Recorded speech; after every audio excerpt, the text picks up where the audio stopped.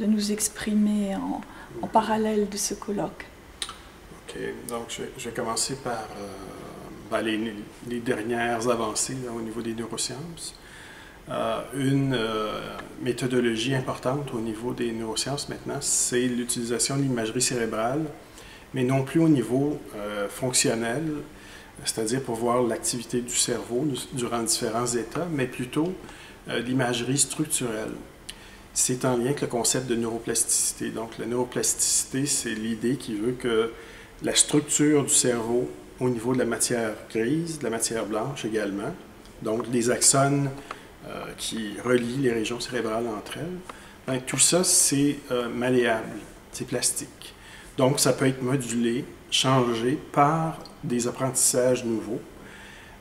Donc, il y a des études dans les dernières années qui sont parues qui montrent que lorsqu'on fait un apprentissage moteur, par exemple, on apprend à jouer du violon, etc., on change évidemment les structures du cerveau qui sont concernées avec l'apprentissage moteur en question, par exemple, jouer du violon.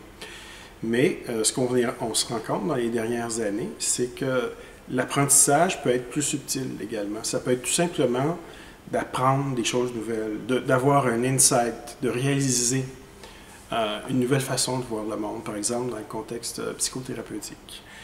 Donc, moi, ce que je veux faire, c'est de montrer dans les années qui viennent comment la conscience de soi peut modifier même la structure du cerveau au niveau de la matière blanche et de la matière grise. Donc, ça, c'est un développement récent sur le plan technologique et donc, c'est maintenant possible de faire ce genre d'études-là. C'est magnifique. Oui, donc ça, c'était le premier point. Maintenant, par rapport à la physique quantique, j'ai pas pu en parler hier, mais j'ai fait des travaux en collaboration avec un très grand physicien quantique qui s'appelle Henry Stapp à l'Université de Californie à Berkeley. Henry Stapp, maintenant il a 78 ans, il a étudié avec deux des pères de mécanique quantique en Allemagne au 20e siècle. Et c'est quelqu'un qui élabore des modèles pour réintroduire l'importance de la conscience dans le domaine de la physique. Parce que lorsqu'on parle, on nous a parlé aujourd'hui du collapsus de la fonction d'onde. Donc ça, c'est ce qu'on appelle le problème de la mesure en physique quantique.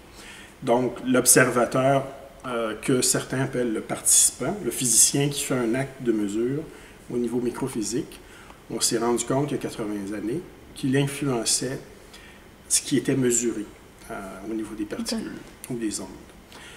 Mais de quelle façon la conscience joue un rôle dans tout ça? Donc, Henry Stapp a voulu développer des modèles à ces niveaux-là et j'ai fait une collaboration avec lui il y a quelques années.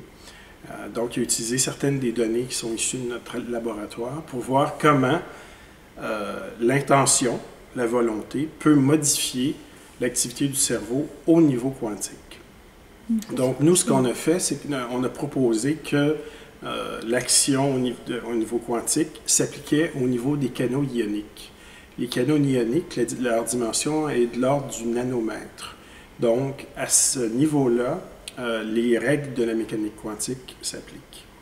Alors, ça, c'est quelque chose que, pour l'instant, la plupart des neuroscientifiques refusent de reconnaître ou ne sont pas conscients du tout de ça, parce qu'ils ne connaissent pas la physique quantique.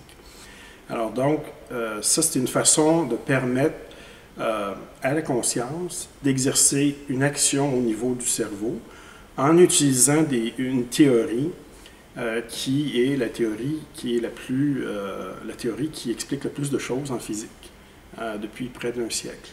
Et donc, je fais des travaux en collaboration avec ce physicien-là, Henry Stapp, pour développer ce genre de modèle. Alors ça permet de réconcilier le monde de la psyché, la conscience, l'esprit, et le monde physique via la mécanique quantique.